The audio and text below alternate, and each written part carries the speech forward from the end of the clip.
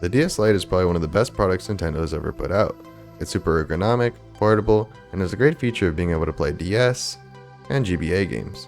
But there's a small group of people who choose to modify the device in favor of optimizing play for GBA, and thus, we have the Gameboy Macro. Named after its official brother, the Gameboy Micro, this mod turns the clamshell design of the DS Lite into a nice tablet-styled shape. This modification removes some of the DS functionality, namely the top screen, in favor of playing GBA games. In days past, only people with resources and the know-how were really able to make these. However, a company who goes by Boxy Pixel has recently come out with what is essentially a DIY kit that you can use to make your own high-quality build. So, is this mod worth the time and money that you're going to have to invest into it? Well, let's talk about it. So here is my Gameboy Macro. I have the gold aluminum shell, but you have a couple different color options to choose from. Essentially what this is we go ahead and take the top screen off of a DS Lite, so if I turn it around, you can see that we still have the original back cover of the DS Lite.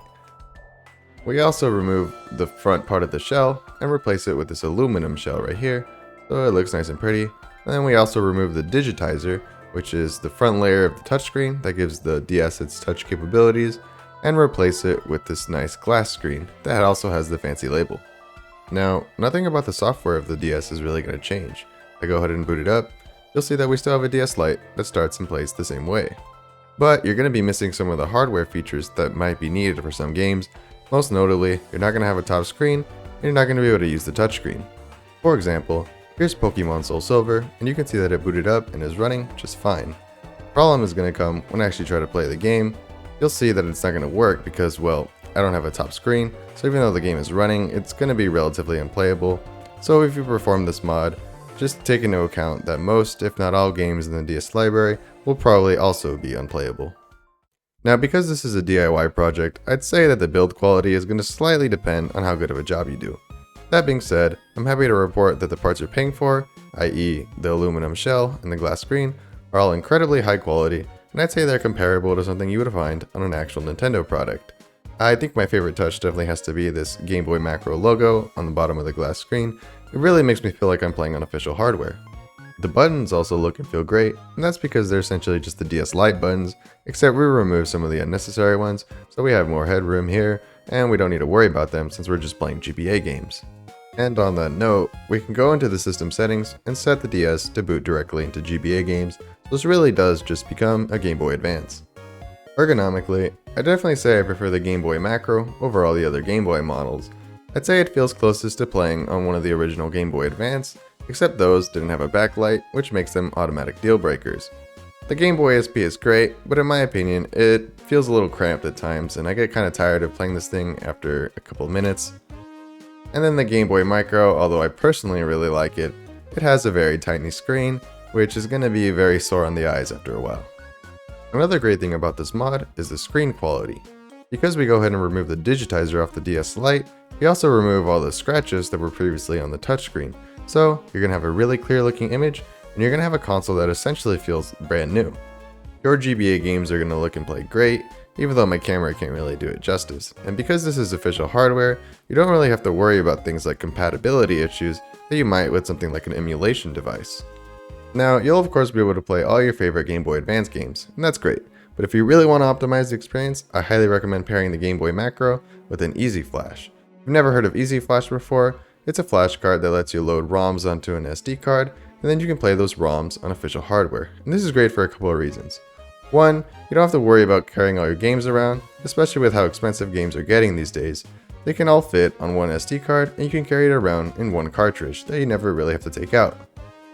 Secondly, Game Boy Advance games have the annoying habit of poking out of the DS Lite, which looks a little awkward.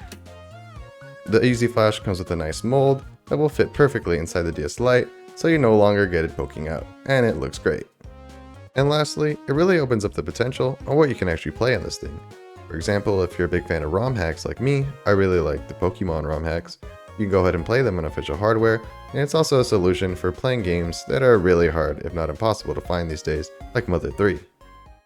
So, maybe a few of you are interested in the Game Boy Macro, and you're curious about what kind of costs and technical expertise are going to be needed to make one of these, so let's go ahead and talk about it. To create a Game Boy Macro, we're going to need an aluminum shell, which is going to cost us $50.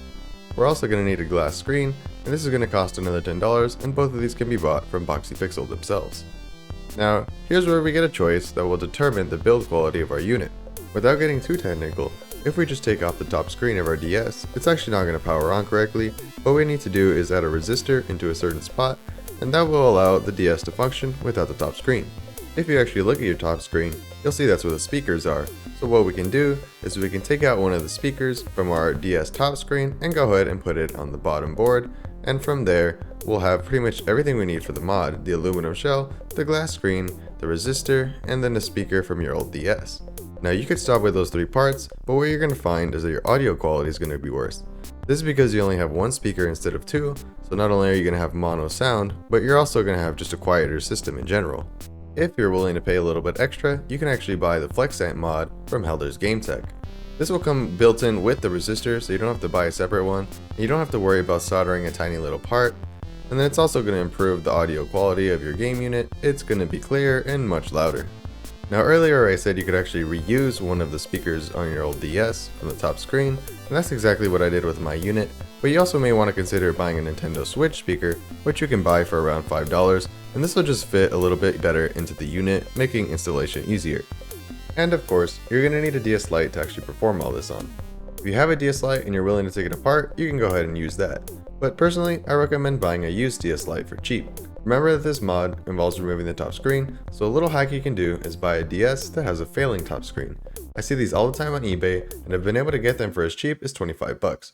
Just make sure that the bottom screen works and that the DS isn't in too rough condition.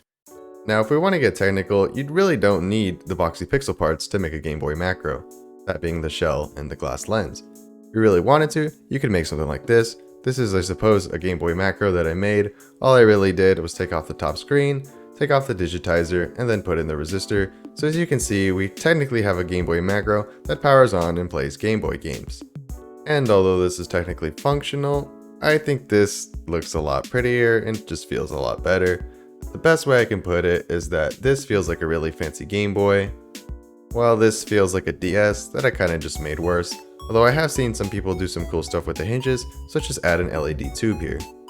So as far as actually putting this thing together, you don't need that many tools, but you will need to do a little bit of soldering.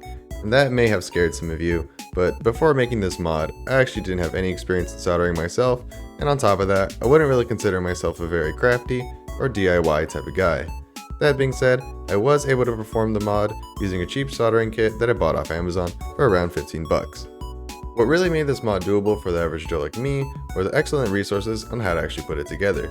Boxy Pixel has a good assembly guide, but personally I recommend Nacho Productions' excellent YouTube tutorial. It's absolutely amazing and will pretty much address any potential concerns you may have, since he'll walk you through the whole process. If you're on the fence about doing one yourself, I recommend watching his tutorial before making a purchase to see if it's something you think you can handle. For those of you who want one but don't want to build your own, there are builders who can do it for you, and I have seen some floating on sites like eBay, but be prepared to pay a pretty penny, as it will likely cost a bit more than if you just made it yourself. In conclusion, the Gameboy Macro is probably my favorite way to play Game Boy Advance games right now, especially when I pair it with an Easy Flash. It's just as versatile as an emulation device, while still feeling like an official and high quality product. Building this was absolutely worth it, and if you're a collector, or just a fan of the GBA, I highly recommend adding one of these to your collection.